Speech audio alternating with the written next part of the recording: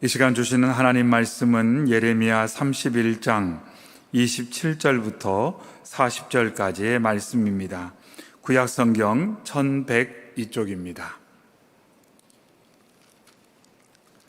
예레미야 31장 27절부터 40절까지의 말씀입니다. 구약성경 1102쪽입니다. 주신 말씀 한 목소리로 읽겠습니다. 여호와의 말씀이니라. 보라, 내가 사람의 씨와 짐승의 씨를 이스라엘 집과 유다 집에 뿌릴 날이 이르리니 깨어서 그들을 뿌리 뽑으며 무너뜨리며 전복하며 멸망시키며 괴롭게 하던 것과 같이 내가 깨어서 그들을 세우며 심으리라. 여호와의 말씀이니라. 그때 그들이 말하기를 다시는 아버지가 신포도를 먹었으므로 아들들의 이가 시다하지 아니하겠고 신포도를 먹은 자마다 그의 이가 신 것 같이 누구나 자기의 죄악으로 말미암아 죽으리라. 여호와의 말씀이니라. 보라, 날이 이르리니 내가 이스라엘 집과 유다 집에 새 언약을 맺으리라. 이 언약은 내가 그들의 조상들의 손을 잡고 애굽 땅에서 인도하여 내던 날에 맺은 것과 같지 아니할 것은 내가 그들의 남편이 되었어도 그들이 내 언약을 깨뜨렸음이라. 여호와의 말씀이니라.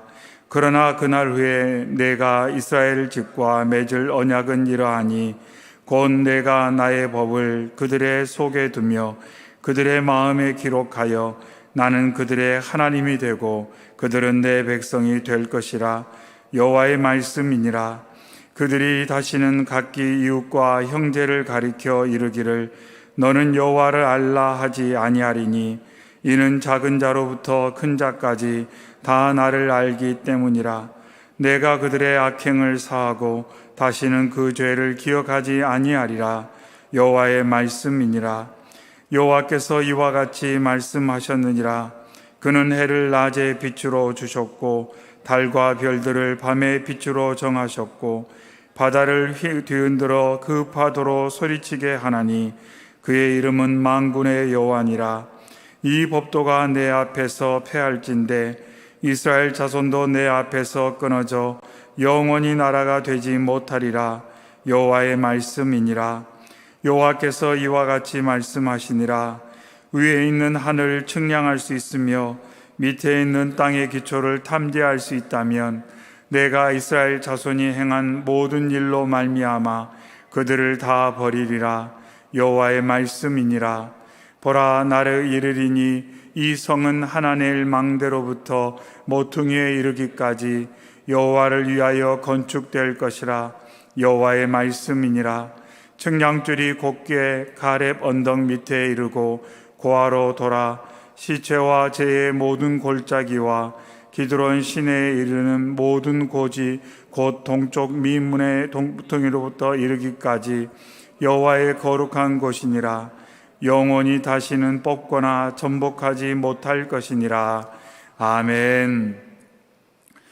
계속해서 하나님께서 선지자들을 통해 주신 회복에 관한 약속의 말씀을 나누도록 하겠습니다. 우리가 지난 시간에 하나님께서 포로 귀환에 대해서 주신 사중의 약속을 함께 나누었습니다. 예레미야 30장부터 33장까지에는 회복에 관한 세 편의 예언이 담겨 있는데 30장과 31장이 첫 번째 예언의 말씀입니다. 지난 시간에는 하나님께서 포로 귀환이 어떤 사건인가, 포로 귀환을 입체적으로 이해할 수 있도록 하나님께서 설명을 해 주셨습니다. 그러면서 하나님께서 이스라엘의 백성의 고통과 슬픔을 라헬에 비유하면서 그것을 내가 제거하겠다라고 말씀하셨습니다. 이스라엘 백성이 포로기 가운데 사는 것이 그들에게 고통이요 슬픔이라는 것을 하나님께서 아신다고 말씀합니다. 그러면서 라헬의 슬픔을 세상의 어떤 방법으로도 치유하거나 해결할 수 없었던 것처럼 이스라엘의 슬픔과 고통, 그 억압으로 인한 힘듦을 세상의 어떤 것으로도 해결할 수 없다는 것을 하나님이 아시기 때문에 하나님께서 그 문제 가운데 역사해 주실 것이다, 이렇게 하나님 말씀하시면서 이제는 더 이상 울지 않아도 된다, 멈춰라, 이렇게 하나님께서 말씀을 해 주셨습니다. 또한 하나님께서는 자신들이 행한 죄로 인하여 탄식하며 회개하는 이들에게 은혜와 긍휼을 베푸실 거라고 말씀하고 있습니다. 이스라엘 백성들은 모든 것을 상실하고 나서야 그것이 자신의 죄의 때문이라는 것을 그제야 깨닫게 되고 회개를 하게 됩니다. 하나님께서는 이스라엘 백성의 회개의 탄식을 들으신다고 말씀하시면서 그들을 여전히 긍휼히 여기신다, 이렇게 말씀합니다. 그래서 하나님께서 이스라엘 백성을 포로기에서 귀환케 하시는 것은 긍휼의 사건임을, 그들의 슬픔과 고통을 제거하시고 그들을 용서하시는 사건임을 하나님께서 말씀을 하셨습니다. 그러면서 하나님께서는 이스라엘 백성을 처녀라고 부르시면서 방황을 멈추고 돌아오라, 이렇게 권면을 하셨습니다. 하나님이 이스라엘 백성을 처녀 이스라엘 이렇게 부른 것은 그들의 과거의 잘못을 깨끗이 잊으시고 그들을 순결하고 온전한 존재로 여기시고 받아들이시겠다는 호칭입니다. 그래서 이스라엘 향해서 처녀 이스라엘아, 이렇게 하나님이 부르셨습니다. 또한 아울러서 그들을 반역한 딸이라고 부르십니다. 이 말은 더 이상 방황하지 말라는 것입니다. 돌아오라는 것입니다. 영원한 너의 신랑에게로 돌아오라, 이렇게 말씀하면서 이스라엘 백성을 반역한 딸이라고도 부르기도 하시고 처녀 이스라엘이라고 하나님께서 부르셨습니다. 그러면서 하나님께서는 돌아온 이스라엘 백성에게 평안과 기쁨을 약속하시면서 하나님께로 돌아오면 그들에게 복이 있을 거라고 말씀을 하셨습니다. 하나님 안에서 참 만족을 누리게 될 것이라고 말씀하시며 포로 귀환의 사건이 얼마나 복된 사건인지를 하나님께서 설명해 주셨습니다. 하나님께서는 이스라엘 백성에게 말씀합니다. 너의 장래에 소망이 있다. 피곤한 심령을 상쾌하게 하고 연약한 심령을 만족하게 할 것이다. 이렇게 하나님께서 약속의 말씀을 선포하면서 그것이 바로 내가 너에게 준 약속이요 장차 이룰 놀라운 계획이다, 이렇게 말씀하며 하나님을 믿고 의지하고 하나님께 돌아와라, 이렇게 거듭 이스라엘 백성을 권면했습니다. 이런 하나님의 약속의 말씀, 권면의 말씀은 이스라엘 백성들뿐만 아니라 저와 여러분에게 주신 말씀입니다. 우리의 슬픔, 우리의 고통을 누구도 알 수 없고 해결해 줄 수가 없습니다. 영원한 우리의 주님, 주님만이 우리의 모든 것을 하시고 해결하실 수 있다고 말씀하시면서 돌아오기만 하면 된다, 나만 믿고 따라오기만 하면 된다, 내가 너의 삶을 긍휼히 여기고 너의 삶 가운데 놀라운 일을 행할 것이라고 거듭거듭 말씀하고 있습니다. 이 시간도 보여지는 것, 들려지는 것으로 복잡다단한 생각과 마음, 흔들리는 그러한 조급한 마음이 있다면 다시 한번 주님께 우리의 마음을 보여드리며 하나님, 제게 굳센 믿음을 주십시오. 하나님을 온전히 의뢰하고 따를 수 있는 힘을 주시고 하나님께서 내 삶을 아시고 내 삶 가운데 역사하실 것을 믿는 믿음으로 오늘을 살아갈 수 있도록 인도해 주십시오. 이렇게 기도하며 주님 바라보고 의지하여 하나님께서 예비하신 놀라운 복의 역사를 경험하는 저희 모두가 되시기를 주님의 이름으로 축원합니다. 아멘. 계속해서 우리가 말씀을 통해서 포로 귀환 후에 이스라엘 백성들의 모습을 함께 나누도록 하겠습니다. 그래서 지난 시간에는 포로 귀환에 관한 말씀이었다면 오늘 말씀은 포로 귀환 이후에 이스라엘 백성의 모습이 어떠할까 하는 소망의 말씀이 기록되어 있습니다. 그래서 하나님께서는 이스라엘 백성이 포로기로부터 돌아올 때 깨어진 관계와 잃어버린 지위가 회복되고 유지될 것이다, 이렇게 선포하십니다.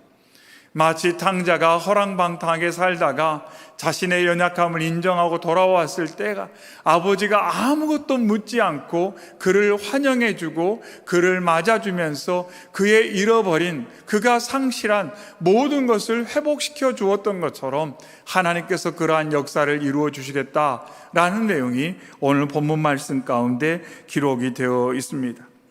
그러면서 하나님께서 그 회복의 역사가 무엇인지를 구체적으로 말씀합니다. 그런데 오늘 본문 말씀 가운데 먼저 뭐를 말씀하냐면, 이스라엘 백성이 포로기 시대에 자신들이 당하고 있는 고난이 부당하다고 생각을 했고 조상들의 죄 때문이라고 생각을 했다, 이렇게 말씀하고 있습니다. 심지어 29절 중반에 아버지가 신포도주를 먹으니 아들들의 이가 시다, 이런 속담을 그들이 말하면서 내가 이가 신 것은, 내가 오늘 고통을 당하는 것은 나의 연약함 때문이 아니라 아버지가 포도주를 먹었기 때문에, 즉 아버지의 잘못 때문에 내가 오늘 이런 경험을 하고 있다, 이렇게 이스라엘 백성이 포로기 가운데 생각을 했다는 것입니다. 자신의 연약함, 자신의 문제, 실제로 자신들이 경험하고 있는 그 모든 상황이 아버지 못지않게 하나님을 배반하고 악에 재빨랐던 자신들의 모습의 결과임에도 불구하고 그들은 자기의 연약함을 인정하기보다는 계속 누군가를 탓하는, 그러면서 하나님까지 원망하는 이스라엘 백성의 모습이 여기에 나타나 있습니다. 근데 하나님께서는 오늘 말씀을 통해, 또한 모세의 율법을 통해서도 분명 말씀하신 것은 사람의 죄에 대해서 책임을 그 사람에게 물으시지 다른 사람에게 그 벌을 내리시지 않는다라고 하나님은 분명히 말씀하셨다는 겁니다. 그래서 이스라엘 백성이 하나님께 징계를 받는 것은 부모의 죄 때문이 아니라 그들이 부모처럼 죄를 지었기 때문이라고 말씀하고 있습니다. 그런데 하나님께서 말씀하기를 포로기 이후에 귀환한 자들은 더 이상 자신들의 고통이 조상들의 죄 때문이라고 생각하지 않을 것이다, 이렇게 말씀합니다. 29절 30절에 그때 그들이 말하기를 다시는 아버지가 신포도를 먹었으므로 아들들의 이가 시다 하지 아니하겠고 신포도를 먹은 자마다 그의 이가 신 것 같이 누구나 자기의 죄악으로 말미암아 죽으리라, 이렇게 말씀하고 있습니다. 그래서 포로기에서 귀환하는 자들은 하나님의 공의로움을 온전히 신뢰하고 따를 것이다. 그래서 그들은 포로기의 고통이 더 이상 조상의 죄로 인한 억울한 일로 여기지 않을 것이다, 이렇게 하나님께서 선포하고 있습니다. 어려운 일을 당할 때 억울하다, 내가 잘못한 것도 없는데 내가 왜 이런 일을 당해야 되는가 하는 억울함과 탓하는 마음이 결코 하나님 보시기에 바른 마음은 아니다라는 것도 여기서 알 수가 있습니다. 그러나 우리가 여기서 또 한 가지 꼭 생각해야 되는 것은 뭐냐면, 그렇다고 해서 모든 고난과 고통이 죄의 결과라고 말할 수만은 없다는 것입니다.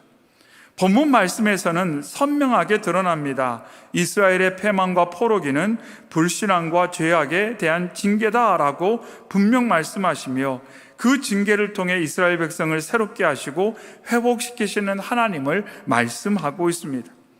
하지만 이 땅 가운데 사람들이 경험하는 모든 고통, 어려움을 죄의 결과라고 단정할 수는 없다는 것입니다. 왜냐하면 세상은 이미 인간의 죄로 망가진 상태이기 때문에, 그리고 그 망가진 상태 가운데 비록 연약하지만 하나님은 역사하셔서 놀라운 일을 행하고 계시기 때문입니다. 요한복음 9장에서 예수님께서 날 때부터 시력을 상실한 시각장애인의 연약함에 대한 질문을 받으실 때 그 연약함이 그의 죄 때문이 아니라 하나님이 하시고자 하는 일 때문이다 라고 말씀을 하셨습니다.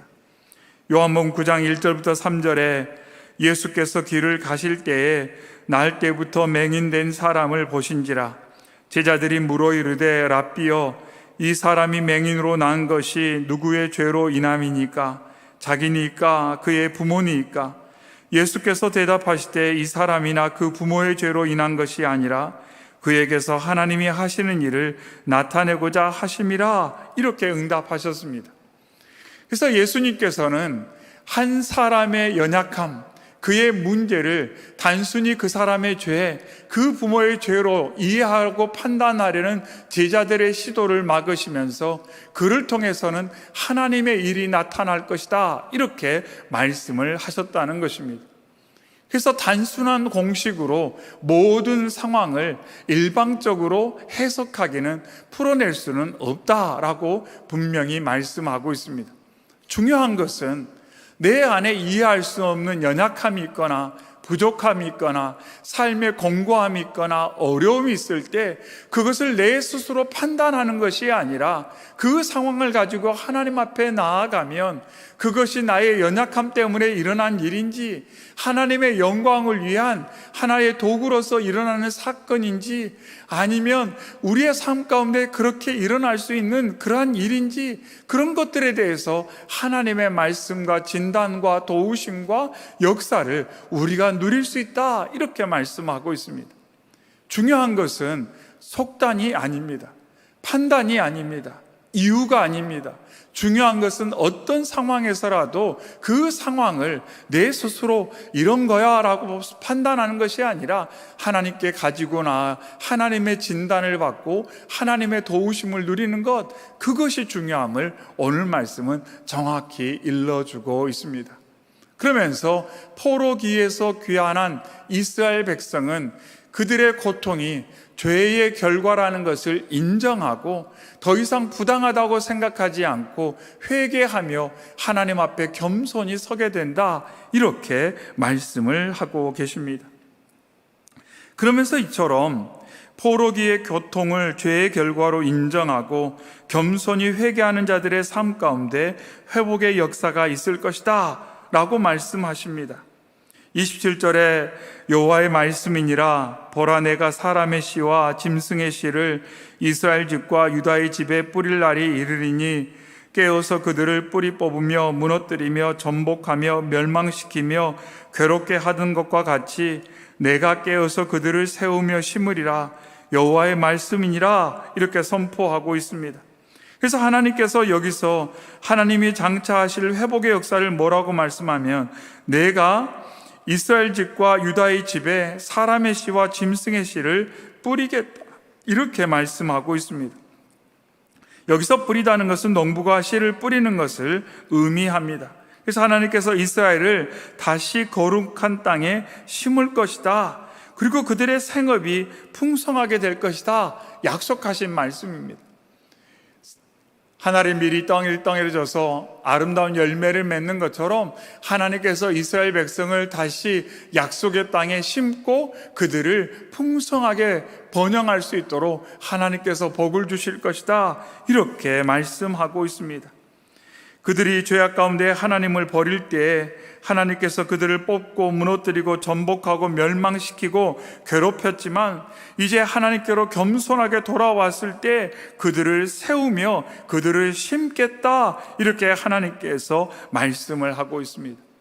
그래서 하나님께서 사람들의 삶 가운데 하시고자 하는 일은 무엇이냐면 세우는 일, 심는 일, 뿌리는 일, 이런 일을 하나님은 원하신다라고 말씀합니다. 그러면서 돌아오기만 하면 된다. 너가 나의 품으로 돌아오기만 한다면 너의 삶 가운데 또 너를 통해 이러한 일들이 일어날 것이다 라고 하나님 말씀하고 있습니다.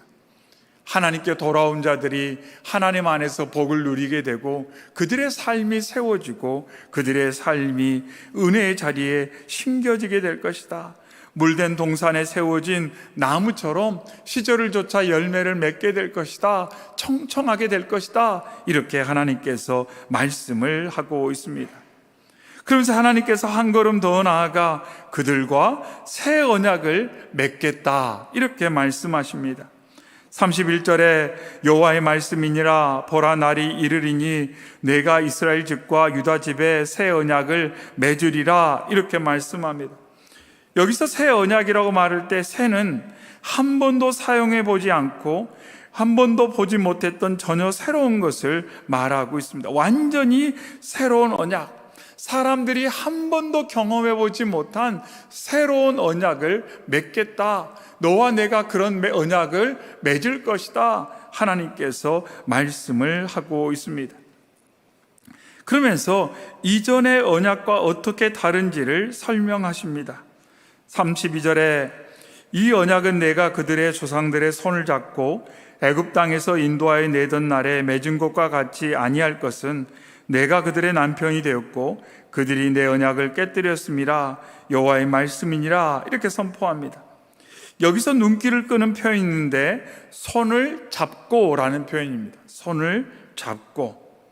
이 표현은 언제 또 사용됐냐면 창세기 19장 16절에 그러나 롯이 지체하매 그 사람들이 롯의 손과 그 아내의 손과 두 딸의 손을 잡아 인도하여 성 밖에 두니 라고 할 때 손을 잡아 인도했다라는 표현과 동일한 표현입니다. 한마디로 롯과 그 가족들은 계속 지체했습니다. 하나님이 멸망시킬 그 땅에 조금 더 머물고자 하는 많은 미련이 남아 있었다는 겁니다. 그런데 하나님께서 그들의 손을 붙드셔서 어떻게 보면 그들의 의사에 반하여 그들을 인도하셨다, 이렇게 하나님께서 말씀을 하셨습니다. 또 이스라엘 백성들을 출애굽시킬 때도 마찬가지다라고 말씀을 하셨습니다. 이스라엘 백성들이 기쁨 가운데 해방되어 출애굽한 것처럼 보이지만 어떤 표현들 가운데 이스라엘 백성들은 여전히 애굽 가운데 머물고자 하는 마음이 있었고, 또 광야에서 어려운 일을 당할 때마다 그들이 말하기를 다시 돌아가자 라고 말하는 것을 보면, 또 하나님이 왜 억지로 우리를 여기까지 인도했느냐라고 원망의 말을 쏟아놓는 것을 보면 마치 억지로 끌려 나온 것처럼 이스라엘 백성이 생각을 했다는 것입니다. 그러면서 하나님 말씀하기를 옛 언약, 이스라엘 백성들이 출애굽할 때, 하나님의 구원을 경험할 때 그들이 경험한 옛 언약은 하나님 주도적인 언약이었다라고 하나님께서 말씀을 합니다. 한마디로 이스라엘 백성은 언약을 지킬 만한 능력도 없었고 의지도 너무나도 부족했음을, 그래서 결국 그 언약의 관계가 깨져버렸다는 것을 하나님 여기서 말씀하고 있습니다. 하나님은 사람을 언약의 관계로, 태초에 하나님과의 좋은 관계로 계속 이끄시고자 했지만 사람은 그 언약의 가치도 잘 알지 못했고 그 언약을 지킬 만한 마음도 의지도 능력도 너무 부족해서 결국 그 언약이 깨져버렸다, 이렇게 하나님께서 말씀하시며 이제 새 언약을 이루겠다라고 말씀하고 있습니다.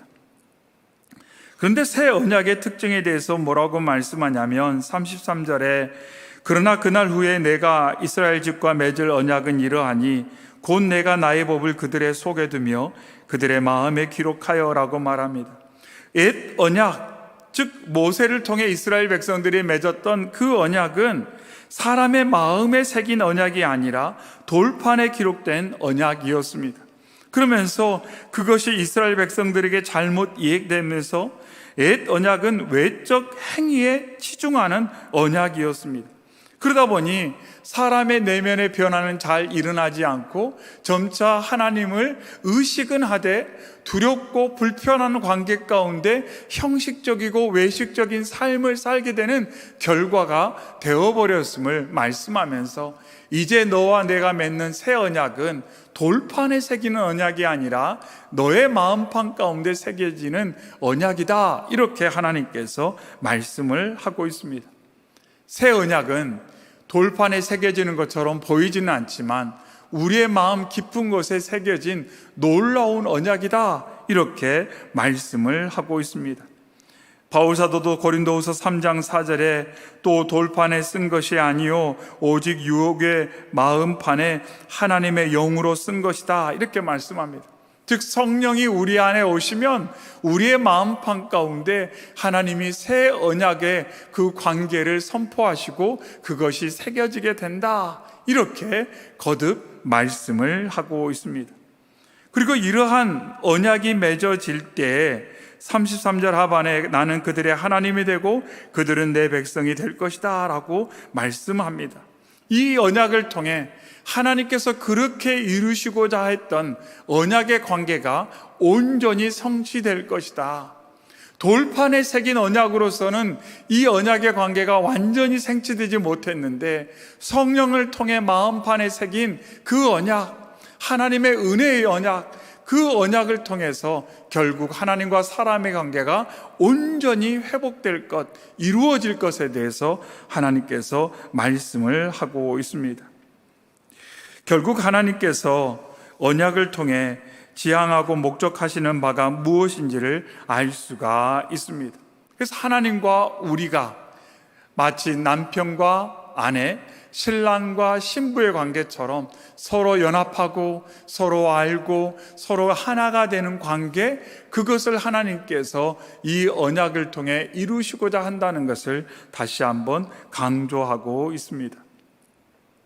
골로새서 1장 20절에서도 그의 십자가의 피로 화평을 이루사 만물 땅에 있는 것들이나 하늘에 있는 것들이 그로 말미암아 자기와 화목하게 되기를 기뻐하심이라 이렇게 선포하고 있습니다. 그래서 하나님께서 독생자를 희생하시면서까지 이루시고자 하는 것이 뭐냐면 하나님과 우리의 화목, 그리고 그 화목된 관계를 통해 사람들이 하나님이 예비하신 복을 누리게 하는 것, 그것이 바로 하나님께서 이루시고자 말씀하셨던 새 언약의 현실, 새 언약의 내용이다, 이렇게 말씀을 하고 있습니다. 그러면서 이 새 언약이 실행되어지고 성취될 때 어떤 결과가 나타나냐면 34절에 그들이 다시는 각기 이웃과 형제를 가르쳐 이르기를 너는 여호와를 알라 하지 아니하리니 이른 작은 자로부터 큰 자까지 다 나를 알기 때문이라. 내가 그들의 악행을 사하고 다시는 그 죄를 기억하지 아니하리라. 여호와의 말씀이니라. 이렇게 선포하고 있습니다. 모세를 통해 준 옛 언약을 통해 이스라엘 백성은 하나님을 아는데 많은 부족함이 있었습니다. 그런데 이제 예수 그리스도와 성령을 통해서 온전히 이루신 이 새 언약을 통해 사람들은 하나님을 온전히 알아가게 될 것이다, 이렇게 선포하며 그러한 놀라운 성취를 통해서 더 이상 누군가에게 하나님을 알라고 말하지 않을 때가 도래할 것이다 라고 말하면서 완전한 하나님과 연합, 하나님의 나라의 성취를 향해 나아가고 있음을 오늘 말씀은 보여주고 있습니다. 그러면서 옛 언약의 한계와 새 언약을 통한 놀라운 역사를 여기서 강조를 하고 있습니다. 우리가 오늘 말씀을 통해서 먼저 살펴봐야 될 것은 나는 옛 언약의 모습 가운데 살고 있진 않은가? 즉, 보여지는 것에 집중하고 형식적인 것으로 뭔가를 판단하고 하나님을 알아가는 데는 너무 부족하고 그러면서 되어져가는 일에 대한 부정적 판단으로 때로는 부당하다, 원망하는 마음 가지고 탓하는 삶을 살고 있지 않은가? 이스라엘 백성들과 같은 연약함이 있지 않은지를 분명 점검할 필요가 있습니다. 하나님께서는 오늘 말씀을 통해 하나님께서 장차 이루시는 새 언약, 즉 예수 그리스도와 성령 하나님을 통해 이루시고자 하는 새 언약은 하나님을 알아가는 언약, 하나님과 연합하고 화목하는 언약, 그래서 하나님과 함께 친밀한 관계 가운데 하나님이 예비하신 복을 누리게 되는 것이 바로 새 언약의 핵심이다, 새 언약의 내용이다 말씀하고 있습니다. 여러분은 새 언약 가운데 살고 있습니까? 아니면 새 언약의 시대 가운데 살고 있음에도 여전히 옛 언약의 시대와 같은 그런 모습이 우리의 마음과 생각과 삶 가운데 있지 않은지 우리는 분명 점검해 볼 필요가 있습니다. 그러면서 35절 이후의 말씀을 통해서 하나님께서는 온 우주가 변하지 않는 것처럼 하나님의 이 계획은 변함이 없을 거라고 말씀을 하고 있습니다. 또한 하나님께서 말씀하기를 인간의 연약함이 개선되지 않는 것처럼 하나님의 그 새 언약에 대한 계획은 결코 변함이 없을 거라고 하나님께서는 강조하신 내용이 그 뒤에 나타나 있습니다. 그러면서 38절부터의 말씀에는 하나님의 언약 가운데 사는 이들이 장차 고향으로 돌아와 성벽을 재건할 것이라고, 그리고 그들의 변형은 계속 지속될 것이라고 하나님께서 약속을 하셨습니다. 하지만 우리가 아는 것처럼 주 70년에 포로기에서 돌아온 이스라엘 백성은 완전히 나라를 잃고 맙니다. 그들이 이룬 모든 것을 다 상실합니다. 그래서 오늘의 말씀은 단순히 육적인 이스라엘 백성들만을 향한 말씀이 아니라 영적 이스라엘 백성들을 향한, 궁극적으로 예수 그리스도와 성령 하나님을 통해 영적 이스라엘이 된 하나님의 백성들을 향해 주신 말씀이라는 것을 다시 한번 알 수가 있습니다. 말씀에서 강조했던 것처럼 정말 우리는 영적 이스라엘로 새 언약에 참여하고 있는지를 우리는 계속 질문할 필요가 있습니다.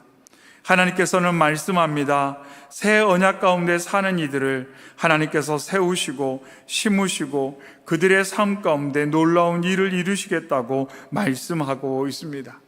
우리가 오늘 말씀을 깊이 살펴볼 때, 하나님, 제가 삶의 순간순간마다 새 언약에 참여하는 하나님의 자녀, 하나님의 정결한 신부가 될 수 있도록 인도하여 주시옵소서.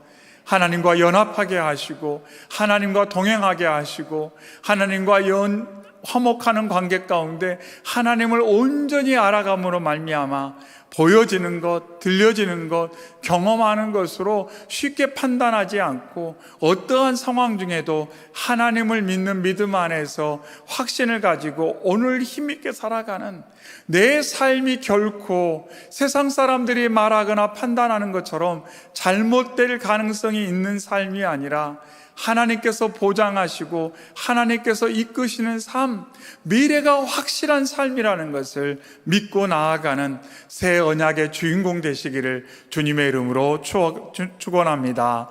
아멘. 이 시간 주신 말씀 가지고 함께 기도하겠습니다. 이 시간 기도할 때, 하나님, 저희가 믿음으로 새 언약의 백성으로 산다고 말하면서도 때때로 구약의 이스라엘 백성들처럼 보여주고 들려지는 것 때문에 여러 부정적 판단을 내릴 때가 많이 있었고, 불안해하고 불확실하다고 생각하고 내 삶 가운데 되어져가는 일에 대해서 잘못된 판단을 내릴 때가 있었음을 고백합니다. 하나님, 새 언약을 이루시기 위해 예수 그리스도를 보내주시고 성령 하나님을 통해 오늘도 우리 가운데 역사하시는 주님, 그 주님을 믿는 믿음 가운데 오늘을 살게 하여 주시옵소서. 그리하여 하나님 안에 심겨진 하나님의 귀한 사람들이 되게 인도하여 주옵소서. 하나님, 마음이 요동치지 않게 하여 주시옵시고, 하나님 아버지, 정말로 굳건한 반석 위에 세워진 하나님 믿음의 기초가 든든한 삶을 살게 하시사 하나님 세상의 모든 풍파 가운데서도 하나님 승리하고 선한 열매를 맺을 수 있는 저희가 되게 하여 주시옵소서. 하나님, 저희의 가족들에게 이러한 굳건한 믿음을 주시옵소서. 하나님, 저희의 자녀들에게 이러한 믿음을 주시옵소서.